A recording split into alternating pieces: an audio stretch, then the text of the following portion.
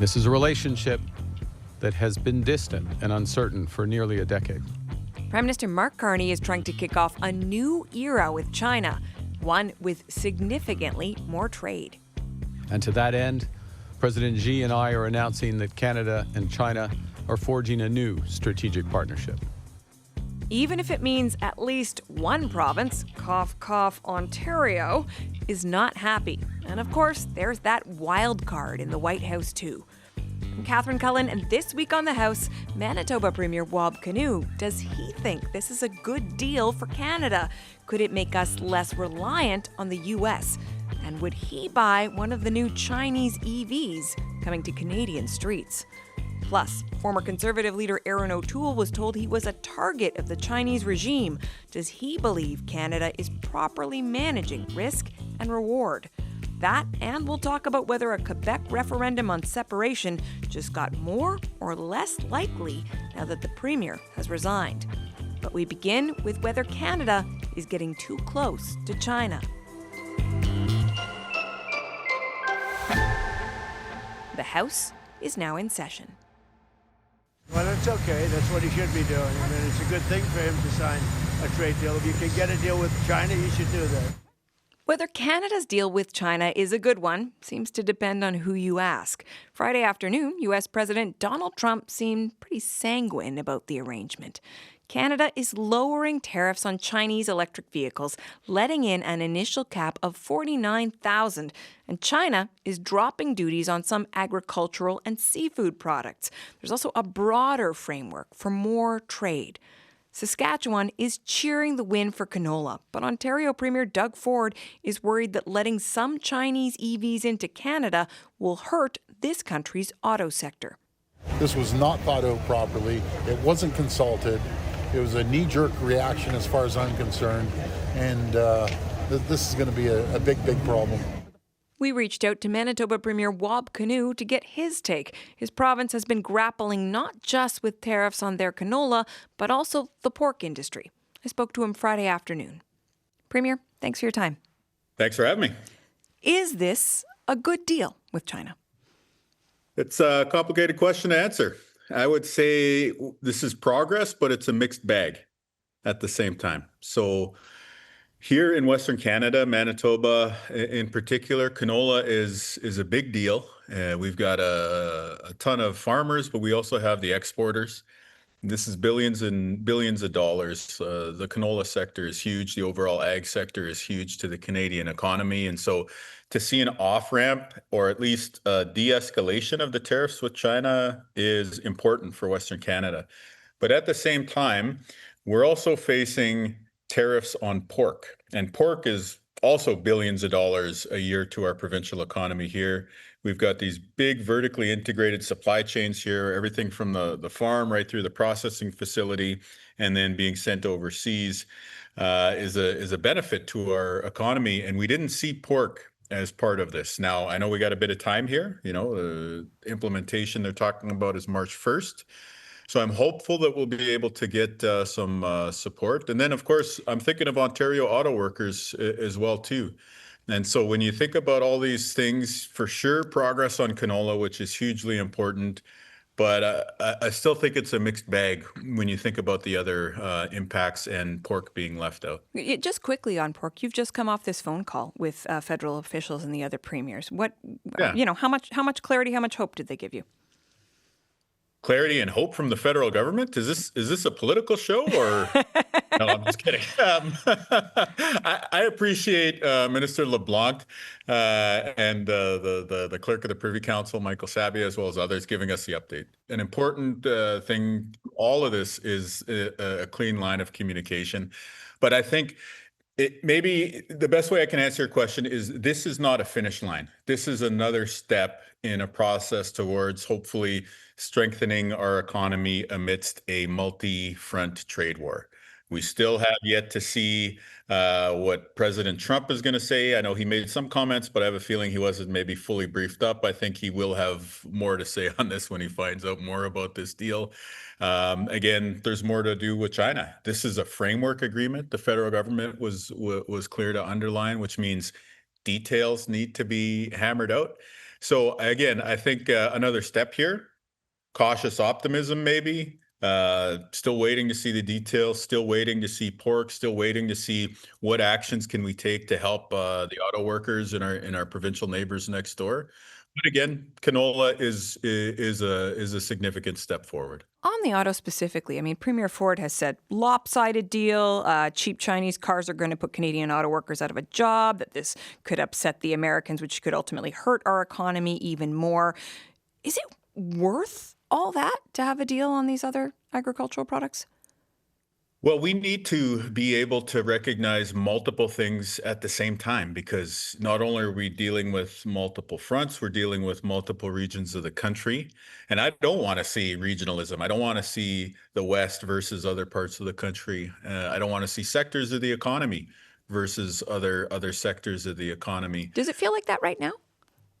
No, I think it's a credit to our Team Canada approach that we have that understanding across provincial lines. And that's why today, I want to be clear that I support the progress on canola, definitely have an ask on pork, but I want the Ontario auto worker to know that I'm thinking of them too, because as we move forward, we got to make this work with the States, we got to make this work with China, but most importantly, we have to make this work with Canadians across all the parts of our country.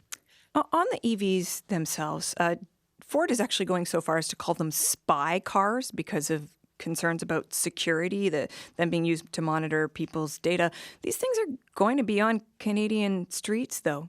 Would you drive one, a Chinese EV? I would drive one mostly because I'm curious about what they're like.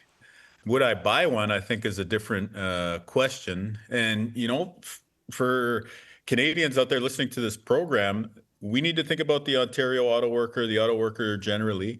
We also need to think about some practicalities that we haven't had to confront before as car owners in North America.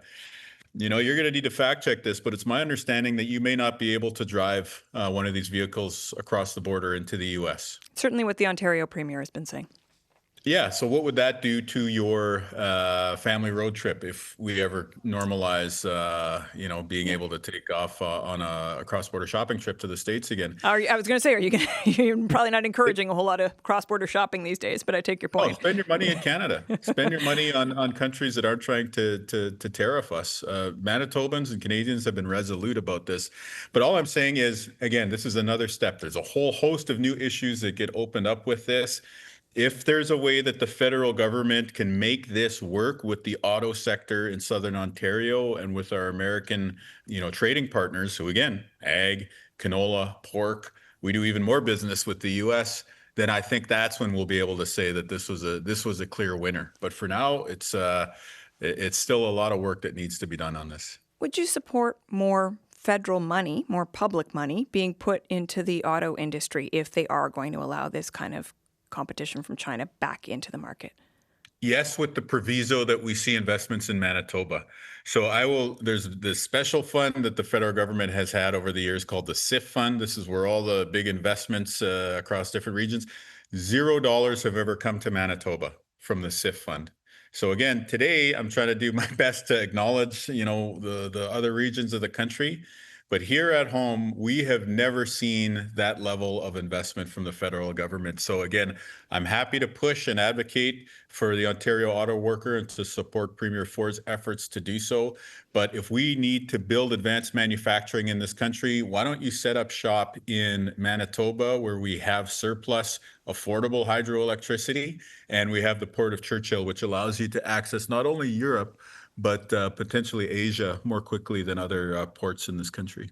You talked about the idea that President Trump has reacted a bit to this deal, but perhaps you said he hasn't been fully briefed up. What did you hear on that call with federal officials about the extent to which this is likely to tick off the Americans and perhaps cause us other trade problems? So they did update us on that, but I don't want to go into details for what was a private conversation. What I would say, though, is I think we all know that President Trump will say one thing and then will come out much harder on something, whether that's on social media later or maybe in a subsequent media interview. I have a tough time believing that the quick exchange I saw on cable TV a short time ago is going to be President Trump's last word on this engagement with China. Do you believe that this deal fundamentally makes Canada any less reliant on the Americans? It does, in terms of giving us additional leverage. The most important thing that we need to preserve is the CUSMA exemption. And part of us being able to negotiate with the Americans means having leverage in that negotiation. And if we head into the negotiation with the US being solely reliant on them as our export destination, we have no leverage. Today, there's a lot more work that I want to see done on pork. There's a lot more work that we need to do for auto workers in our neighboring province. We've seen some progress on canola. I would also say we've got a bit more leverage when we're talking to the U.S. now. But Mr. Trump is showing us he is quite adept at tossing over the old chessboard. And we're going to have a federal government, and us as premiers are very happy to play a role in supporting this, but we're going to need a federal government that is able to keep up with the turbulence that I'm sure is going to happen as we go through the CUSMA renegotiation or review. I want to close on security concerns. The Prime Minister acknowledged it's been a rocky decade with China, but some of those security concerns were very real. What happened to the two Michaels, foreign interference in our election, interference by the Chinese government. And yet this did seem to ultimately be a pretty friendly affair with the Chinese president. I mean, the Prime Minister even talked about this being a moment where we're looking at a new world order and this partnership being beneficial. And I wonder what kind of assurances you got that Canada is taking the security part of this relationship seriously enough. Well, it's a super important question. And beyond even the individual cases that you've talked about, you have the question of human rights. And you have the question of the international rules-based order and Western liberal democracies, which I think is very, very fundamental to our values as Canadians. And perhaps a year ago, I would have said these things would preclude any sort of conversation. But then we saw our neighbor to the south cede its role as the global defender of Western liberalism and the international rules-based order. And so we are in a new environment here at the start of 2026, and we do have to engage with China as well as with the United States of America and other countries around the world if we want to stand on guard for thee, if we want to be able to protect and hand those Canadian values on to the next generation. It sounds like you're saying we have to be a little bit less concerned about human rights in a manner of speaking. No, not at all. Yeah. Actually, I'm saying, no, I apologize for not saying that clearly. We have to be more the defender of human rights than ever before based on what we see happening south of the border today. And I think everybody knows what I'm talking about. And because we need to be that defender of human rights around the world, we can no longer trust that the American administration is going to represent our interests on that front in the multilateral relationships, such as the one with the People's Republic of China. And that's why I do think it's important for us to engage directly, as we saw Mr. Carney do here, even if we're not necessarily going to agree, even if we're not necessarily going to come to some sort of accord in terms of, yay, we're singing Kumbaya around the Democratic family table together. At the very least, we need to clearly articulate what our Canadian values are and to be the emissaries to show the world what we believe in. So yeah, put a maple leaf on my shoulder. I will wave the maple leaf flag over my head. I'm just making the point that when we're talking about our neighbors to the south, it's not just trade and tariffs that was thrown into discord a year ago.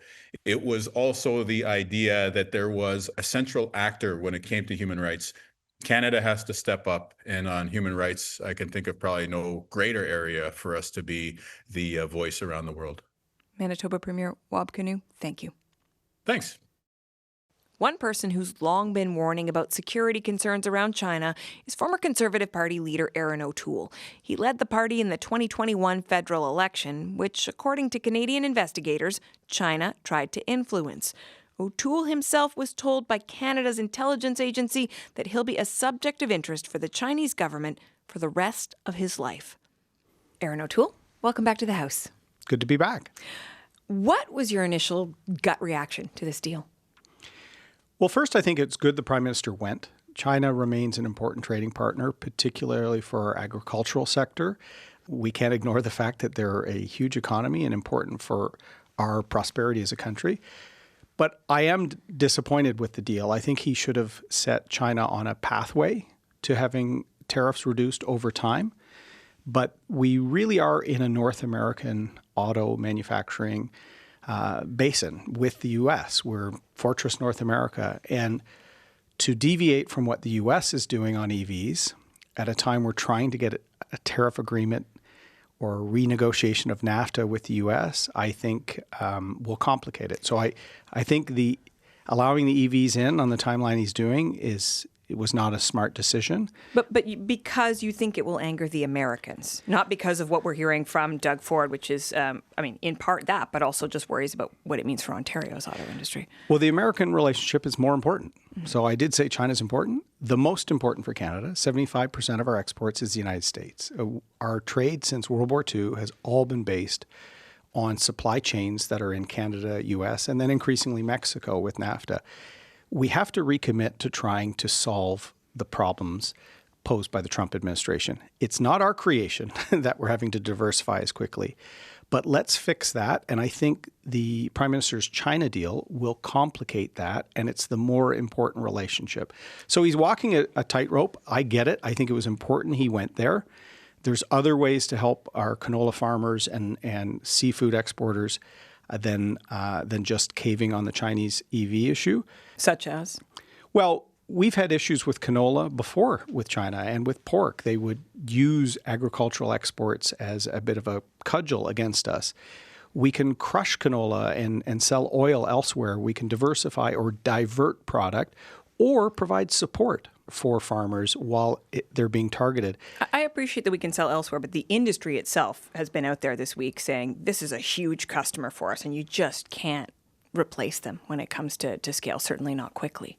Not quickly, and that's why I've said long time we need to subsidize certain sectors that are being targeted. So allow the producers to be made whole while their sector is being used in this geopolitical confrontation. But we're kidding ourselves if we're thinking that we can pull out of the North American manufacturing industries. And this is not just EVs and autos, it's steel, it's aluminum.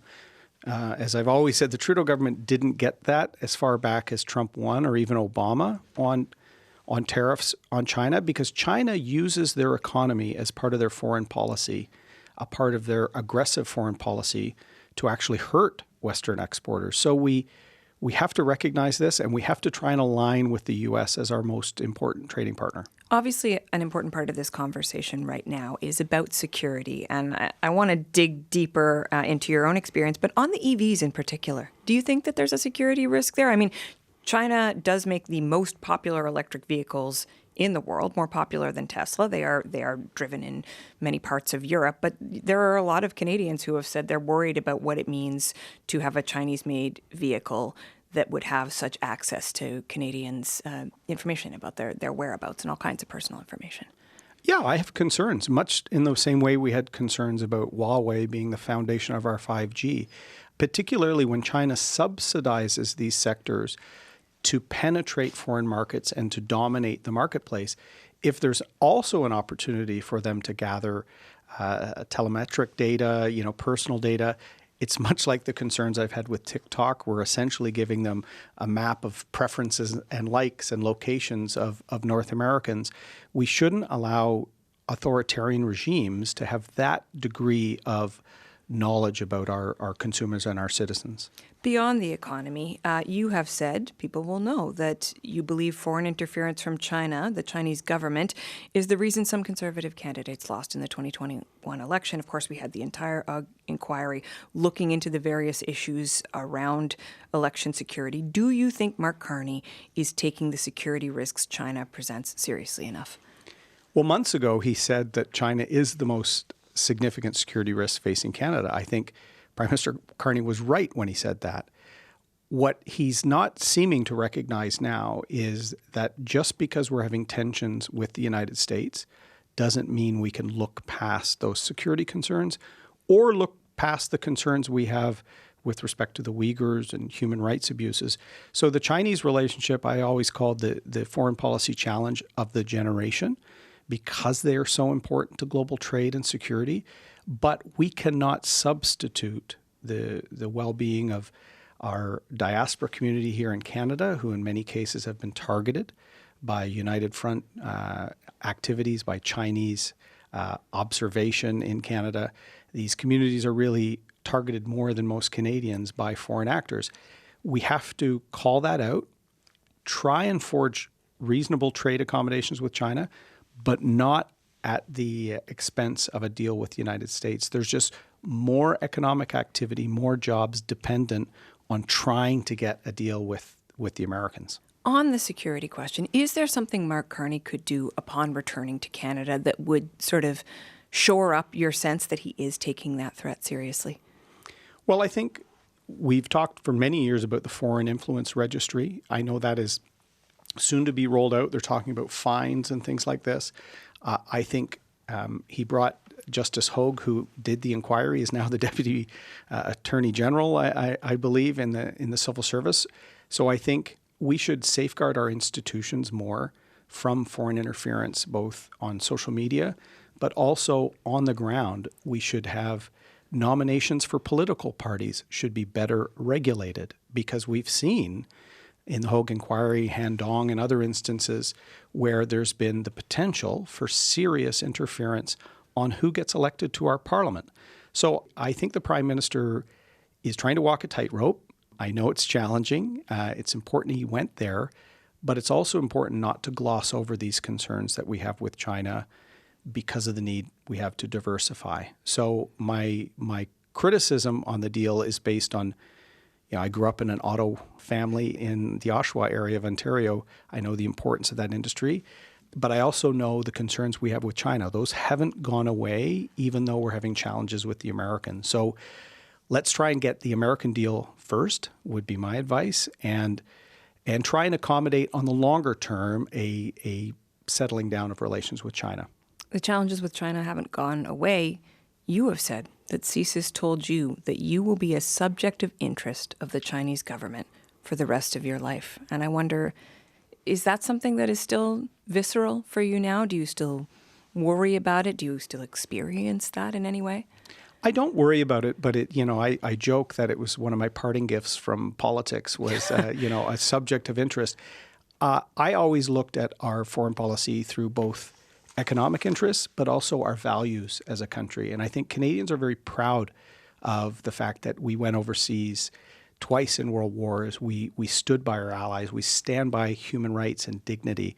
We should never give that up just to diversify our trade markets. So I continue to try and call this out. On this, I do think the Prime Minister, it was important he go there. It's important for our agricultural exports, but we have to get the balance right. It's not trade at all costs. It's trade as Canadians, fair, strong, but with our values in mind as well. Erin O'Toole, thank you for this. Thank you. Former Conservative leader Erin O'Toole. Between the security concerns, the human rights issues, and the interprovincial tensions, why did Mark Carney decide this deal was worthwhile? That's something Goldie Hyder has been thinking a lot about. He's the CEO and president of the Business Council of Canada. He joined me in studio and weighed in on the question of whether the Prime Minister had struck the right balance. I feel like he's trying to thread a needle while doing a high wire act that's never been attempted before, because we are in many ways in unprecedented times. These are not normal times. So I'm extremely empathetic to what he's trying to do. I was thinking hard about what's he thinking, because it's not like he doesn't know the most important thing he needs to do is not do harm to the review and renewal of the USMCA process. That is 75% of our trade. It is existential to our economy. So even though he's in China, you're saying you believe in his mind he is still thinking can't mess things up with the U.S.? Well, he can't not be aware of the importance of that agreement. And all of those, and I've heard people, mostly people who don't understand how investment works or have probably never seen a P&L in their lives saying, we can't trust these people anymore. We don't need a deal anymore. I'm like, do you understand what you're saying? No deal is not an alternative. We're going to end up with more tariffs, not less tariffs. So the Prime Minister has to know all of that. So what's been going on in my mind, at least, and I was trying to think this through, is we spent a year trying to negotiate with the Americans on the 232 tariffs, and we've gotten nowhere after all is said and done. And my information from our own government has consistently been it's because what's at stake here is they want to obliterate our industries. They don't want an auto industry in Canada. It's not secret. They say it out loud. Yeah. And so if you're Canada and you can't sign a bad deal, no one wants a government to sign a bad deal, they're going to create some optionality. But that optionality also sends signals to the negotiation that's now going to be underway to review and renew the USMCA. This is the year to do that, hey, we're not going to sign a bad deal. We are going to do what we need to do. And we're mindful of the importance of reviewing and renewing it. So time will tell whether this strategy of sending a signal to the United States is going to work or not. But I will tell you, it has alarmed our partners to say, are you a part of the North American strategy? And can you commit to being a part of the North American strategy? The flip side, of course, the Americans are waiting for a term sheet, as they call it. Come to us with an offer. Every other country has come to us with an offer, and we've made a deal with them and we've lowered their tariffs. I know we're still sort of processing the impact and where all of this is going to go, but as you have essentially two different sides here saying good news, bad news, what would you say to Canadians when we zoom out about what this means for the economy? Good news, bad news? Well, look, it's good news, in the canola industry. It's good news in the beef industry, and it's good news in seafood. And clearly, that's not just a Western thing, by the way. That affects Nova Scotia and others. So I think the government has tried to say there are these significant industries in our economy that have been hurt and harmed, and we're going to do everything we can to alleviate that. Clearly, the auto industry is not going to be happy with today's announcements, simply because it is going to affect the negotiations and the relationship that we're trying to still fight for of making cars together with the United States. So the government has a challenge inside Canada because we're a disparate country, we're a big country, we have different interests, and that's on full display. And don't forget the backdrop of the national unity crisis that could potentially be in the offing as well. So it's hard to govern this country. Quebec and Alberta, yeah. It's hard to govern this country, and the Prime Minister is finding that out. But it is critical to get ourselves aligned better, because when the negotiations are going to take place, which I still think are going to proceed and will someday be successful on the USMCA, it's going to come from strength and unity. What are you expecting in terms of the American response? My sense is that they've certainly noted it. I think they see it to some extent, an in-your-face kind of response. I know it's been noted. I think the timing has also been noted. What do you mean by that? Well, that, just fresh off, everything else that's been going on in terms of Venezuela and all the other actions that the government has taken. Because remember, the president's agenda is, I'm going to take the control of the Western Hemisphere here. And now you're going to go out and sell things. And so the truth is this. Canadian foreign policy, Canadian trade policy is made in Canada. It should not be made anywhere else in the world. And I think that signal is being sent quite clearly that we're going to do what's good for Canada. I do think there's a sense also of, do as I say, not as I do. And we're calling him out on that. The President of the United States invited the President of China to his inauguration. The President of the United States is going to China in April. The President of the United States has extended an invitation to President Xi to America. The United States calls China a strategic partner.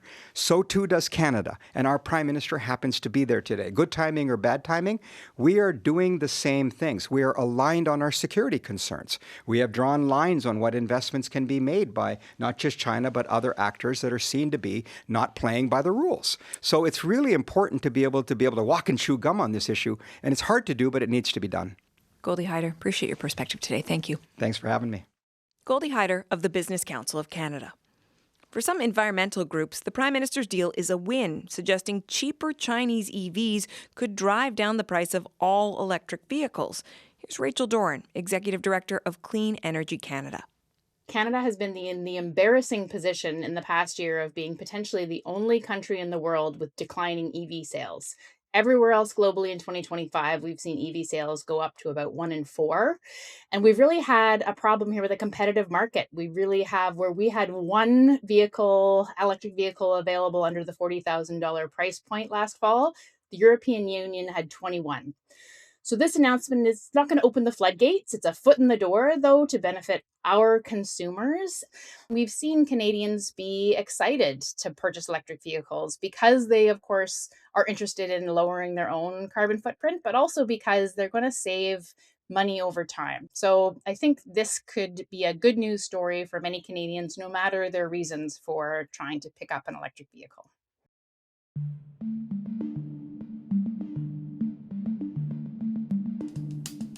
Still to come on the House podcast, did you know the Chinese call Justin Trudeau Little Potato? We'll tell you why as we look at the major ups and downs of the Canada-China relationship right after this break. I'm Catherine Cullen. You're listening to The House, making politics make sense. Give us a follow or rate and review the show. You can also email us at thehouse@cbc.ca. There's been a lot of talk about Canada and China entering a new era. We wanted to explore some of the ups and downs over the decades that's brought everything from cuddling pandas to allegations of hostage diplomacy.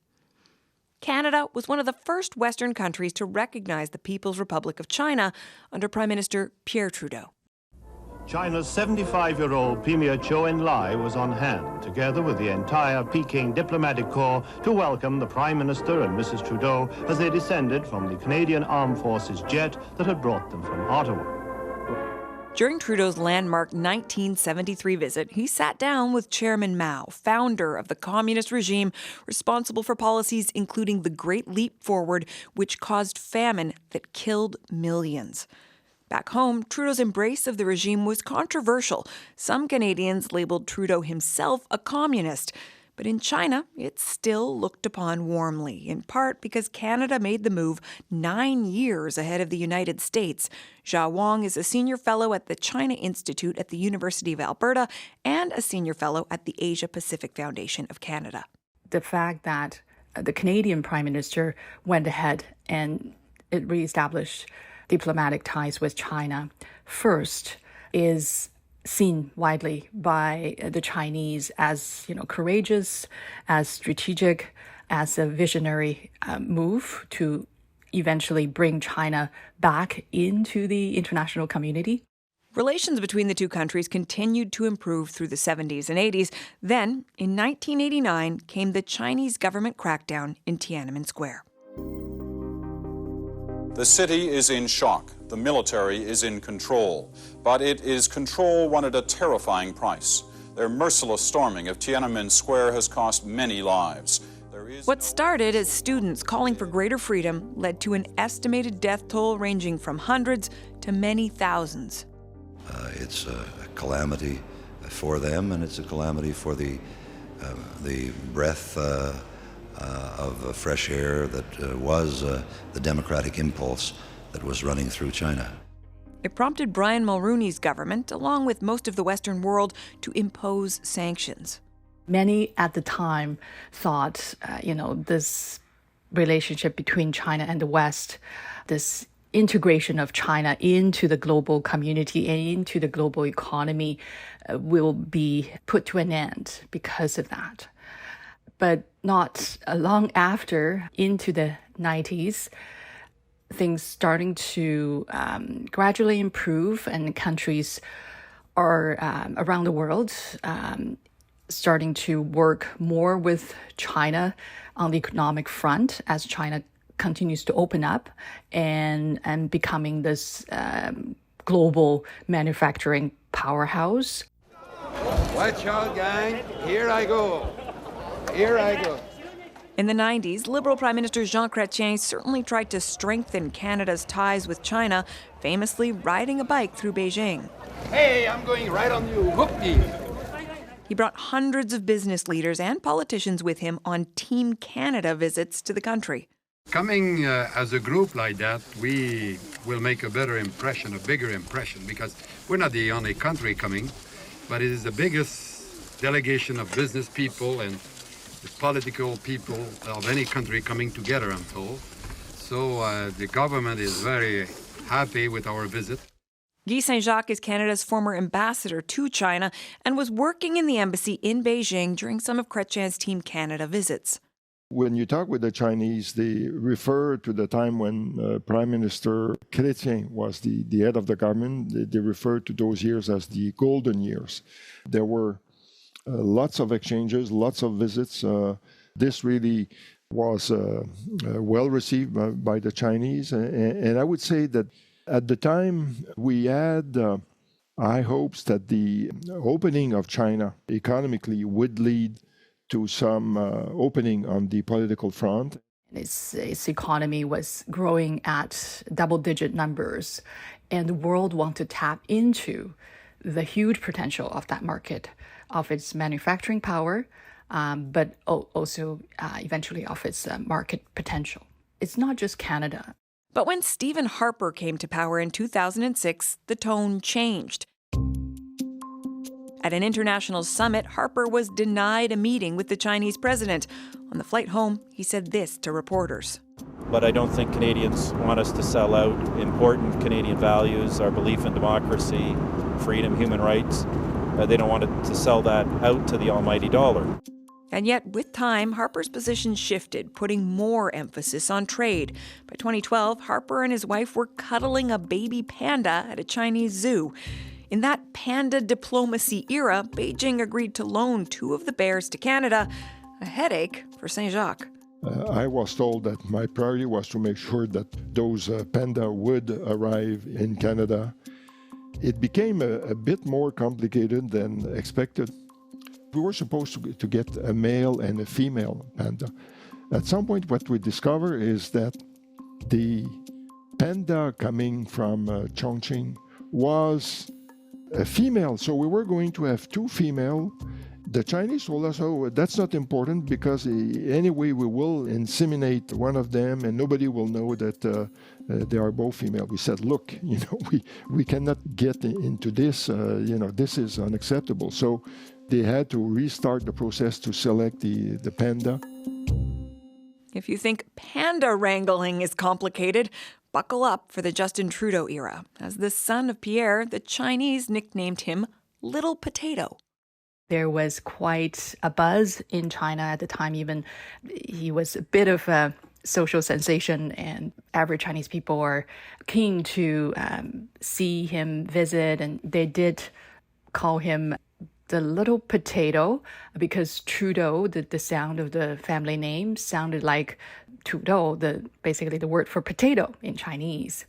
But it's really more of an endearing nickname. It's not meant to be diminishing. It's just a cute and endearing nickname. That enthusiasm didn't last long. Trudeau traveled to China in 2016. Saint-Jacques was there, and he says the younger Trudeau's efforts to suggest he could help China shine, as his father once had, didn't go over well with Chinese officials. At some point, the Prime Minister started to talk about what his father had done for China, to help China to get back to the United Nations. And similarly, I will help you to occupy your rightful place on the international stage. And of course, for all practical purposes, the Prime Minister had been in place for about 10 months at the time. Xi Jinping was in his role, had been there for 3.5 years. I was taking notes and I said to myself, I have a problem here. And of course, right at the end of the meeting, someone came from the Chinese side and told me, look, we are puzzled. Your Prime Minister doesn't seem to know to whom he is talking. And so the first impression that the Chinese had on Mr. Trudeau was that he was new to politics. He was naive. They consider him to be arrogant. So all this to say that the relationship was not off to a good start. A second trip in 2017 to try and launch free trade negotiations sputtered, and the relationship deteriorated further in 2018. That's when Canada arrested Chinese tech executive Meng Wanzhou at the American government's behest. China responded by imprisoning 2 Canadians, Michael Kovrig and Michael Spavor, and put in place punishing restrictions on some Canadian agricultural products. Beijing is now holding 2 Canadians, apparently doubling the reprisals for Canada's arrest of a rich and powerful Chinese executive and multiplying the concerns for Ottawa this morning in this deepening diplomatic dispute.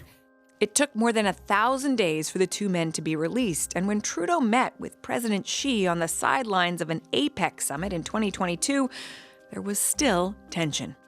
I had never seen President Xi Jinping so agitated, so angry, and what he told the Prime Minister was we had agreed not to speak, and he almost accused him of lying because he said what was reported is not what we had discussed. And he also told him, you better watch out because otherwise I don't know what consequences there could be. So he was threatening the Prime Minister. And when Xi Jinping walked away, he said, he is so naive. Now, it's Mark Carney's turn. Well, the tone is hopeful, re-engaging with an authoritarian government during the time of Trump undoubtedly comes with challenges. Phelim Kine has been keeping a close eye on this re-engagement and its wider geopolitical implications. He's Politico's China and Indo-Pacific Affairs correspondent. He's based in D.C. Phelim, thanks for joining me. My pleasure. You watched the meeting between Prime Minister Carney and President Xi pretty closely. What stood out to you that tells you where this Canada-China relationship is headed? I thought that the body language was really telling. And I think particularly what you saw was, the usual impassive, implacable, barely smiling Xi Jinping and this kind of eager, grinning Mark Carney. And to me, it really underscored this idea of the fact that Canada has sort of come running to China to look for trade and investment and economic relief due to the ongoing tariff war with the U.S. So there was very much this idea of a lesser country going to a larger, more powerful patron. It's not just Canada, of course. We know that there are leaders that have gone to see President Xi. There are more coming, Keir Starmer, Germany's Schultz. I wonder if you think this sets a bit of a precedent. I think what we're seeing is exactly, from the language in the PM Carney's readout, is that we are dealing with the fallout of a new economic order, a new world order in which the longtime reliable verities of international relations and international trade relations have collapsed in the second Trump administration. And so for Canada, for the EU, the reliability of trade relations, of national security and defense relations, the idea that the U.S. has your back, those have evaporated in the last year. And so that's, nations, leaders are needing to refocus their attention to China, despite very serious concerns about national security, et cetera, that's related to that, because it's open. The China market is there, and they need to sell to it in a way that the U.S. isn't letting us do anymore. And yet there has been a lot of concern, certainly in some quarters in Canada, and we've heard a lot of it on the program today, about how the United States will react to this deal. Now, U.S. President Donald Trump did weigh in on the deal on Friday afternoon, telling reporters, quote, "It's a good thing for him to sign a trade deal. If you can get a deal with China, he should do that." What do you make of Trump's response? Well, I think the good news is that we don't yet have a Truth Social post from President Trump flaming Mark Carney for getting some type of benefit from the Chinese government that he's hoping to get for himself. So what I would say is it's Friday. Let's see what happens over the next 3 days. But I think the other thing is that Mark Carney was very careful in not, dropping names. He didn't mention the U.S. He didn't mention this idea of Trump being this very difficult leader to deal with. He spoke of the fact that he implicitly talked about how Canada needs a more predictable partner. Now, that hasn't triggered Trump yet, but we're yet to see. But, the fact is that there's a longer tail to this, in that President Trump will be there and his people will be looking very closely at the deal that Carney is coming home with and trying to measure in terms of what they want to get when Trump sits down with Xi Jinping in April in Beijing. And so to a certain extent, it's helping to establish some benchmarks. The U.S. wants to get at the very least what Canada is getting this week. This idea of more reliable, more predictable partners. I mean, what do you think of the idea of China as a more reliable, predictable partner? That is true in the sense that China is fundamentally transactional. It wants there are things that it needs to buy on the world market that Canada can provide. It knows that purchasing them provides it a level of leverage and influence in those countries, which China is seeking to build.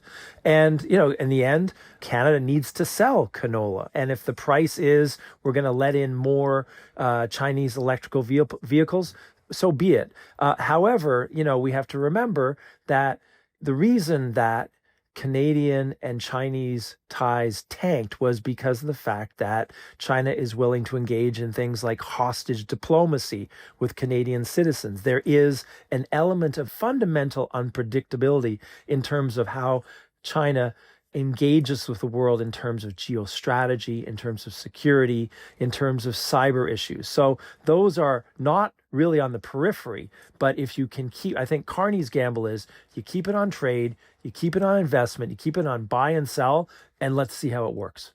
Really appreciate your insights today. Thank you. Thank you. Phelim Kine, China correspondent for Politico.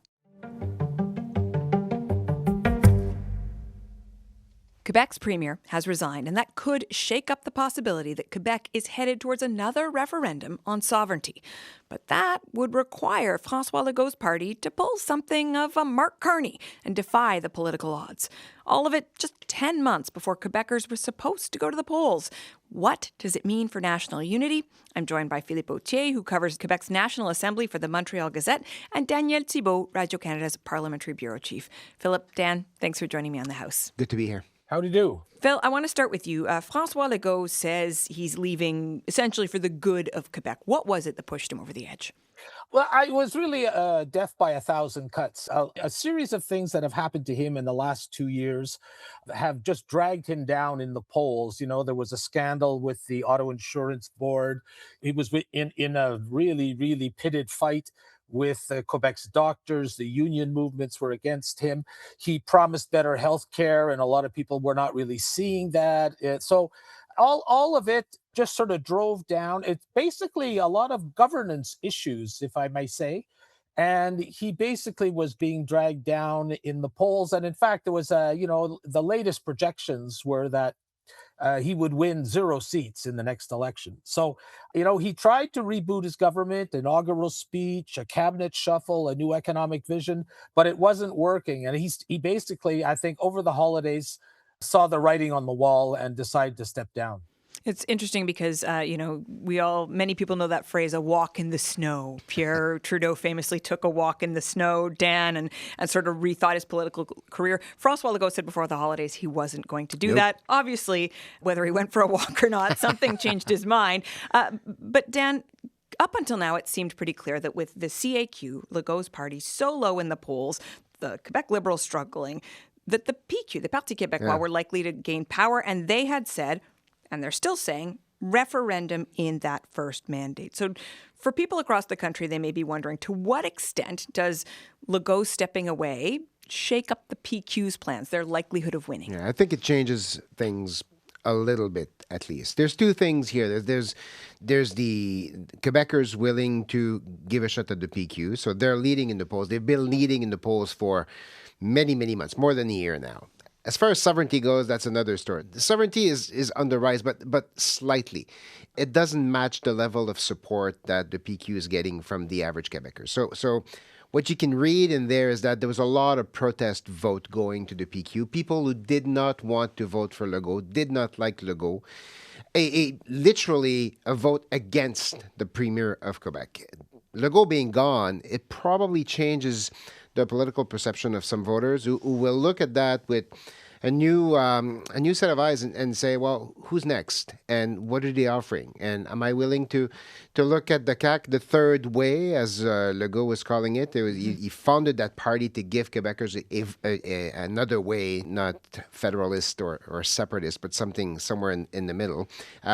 Can the next leader attract voters back to that coalition?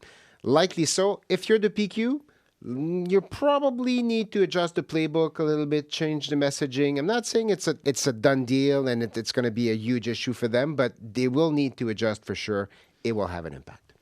Philip, so the CAQ are in the midst of searching for a new leader, and it seems to me it's almost a bit feverish right now, tracking what various CAQ cabinet ministers are doing. But one thing we keep hearing is a comparison between what is happening in Quebec and what we saw not so long ago federally, right? Justin Trudeau, quite unpopular leader, steps away. Mark Carney swoops in, and the party finds a new life. How likely is that could happen with the CAQ? Well, as we speak, there are 10 in-house or 10 cabinet ministers sort of not ruling out running for the leadership. 10? So, we're up to 10.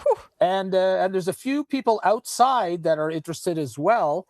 It's quite volatile, obviously. It's very early days, but I was surprised that within 24 hours of Mr. Legault's departure, that all these people started talking. Basically, the language is nobody is closing the door. But yesterday, we saw already a show of strength by the economy minister, Christine Fréchette, who said very boldly, listen, I'm in reflection. I'm checking with my family and supporters. And it's pretty clear to me that some of them anticipated Legault's departure and have machines in place. And what we also underestimate, I think the opposition also underestimates, is that the CAQ's been in power 8 years, and it has quite a few seasoned cabinet ministers that are perfectly able to step up and perhaps fulfill the role of premier. And a lot of them are interested. And already this morning, we were asking the leader of the PQ, are you going to have to change your strategy?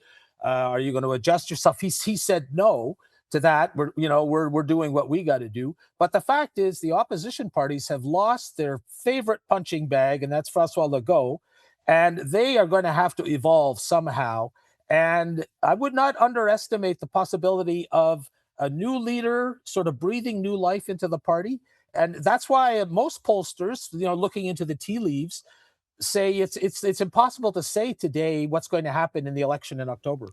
Dan, you and I were actually talking about this the other day because you made the point just a few moments ago. The CAQ, the Coalition Avenir Québec, it's not the same thing as the Liberals in the sense that it is François Legault's personal project as opposed to the federal Liberals having this brand. So what do you make of the Carney comparison? So I think it's valid for a certain portion. I don't think it's going to be the exact same way it unfolded for the Liberals last year. I think Phil is right. There is this, and even I'm slightly surprised. I didn't realize there was already people preparing, even softly in the wings. And Christine Fréchette, it certainly looks from this point of view that she's been thinking about it enough to be able to say, I'm seriously thinking about it 24 hours after Legault has resigned. This being said, the Liberals, old party, history behind them, huge infrastructure. Let's not kid ourselves. When Carney came in, he didn't start preparing the day after Trudeau's resignation. He'd been in the field for months before that. He had people around him. He had money commitment. He had an infrastructure that allowed him to launch, and he was not part of the government. He was coming from the outside. He could rebrand that government and say, and in fact, he does it regularly, Canada's new government, he keeps saying that. He walked away from Justin Trudeau's legacy. I'm not sure if any of the contenders right now vowing for François Legault's job can distance themselves that much from Legault's legacy and some of the stuff that did not please Quebecers in general. And so that in itself is going to be a bit of an issue for whoever is going to take over the party 10 months now before the election in Quebec. Phil and Dan, I just want a quick final thought from both of you on if you are Mark Carney, how are you looking at this moment? Phil, let's start with you. I would say Mr. Carney is sitting back and not doing anything about this at this moment because it is so volatile. I don't think he would know what foot to dance on at this point. It's also interesting that Quebecers have a long history of kicking people out of office and worrying about things like sovereignty and the referendum later. And they also the fact that Quebecers also continuously show signs of being quite ambiguous about many of these issues to the point that the CAQ, and if the new leader of the CAQ starts to do show results or does a lot of work with Ottawa, with the new Carney regime, the new Carney government, and remember the Carney is going over quite well in Quebec still, even now, that could help turn around the CAQ in a way too, because people will see that, they're working on the economy, maybe it's not so bad. Dan? I would, he stole my line. I was about to say, if I'm Carney, I'm sitting down, I sit back, I take a look at what's going on in Quebec. So let's see how it unfolds. Not worry too much about the referendum as for now. I was looking at the latest numbers right before we started talking.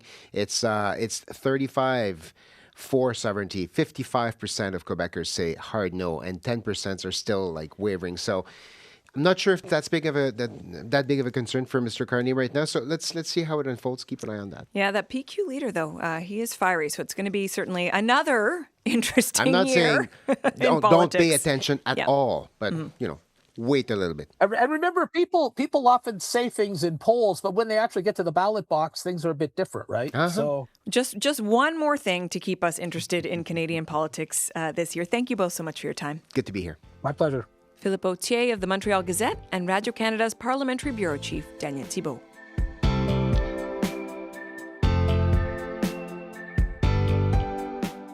Okay, that is it for us this week. Our crew on the house is Kristen Everson, Emma Godmere, Benjamin Lopez-Stephen, and our senior producer is Jennifer Chevalier.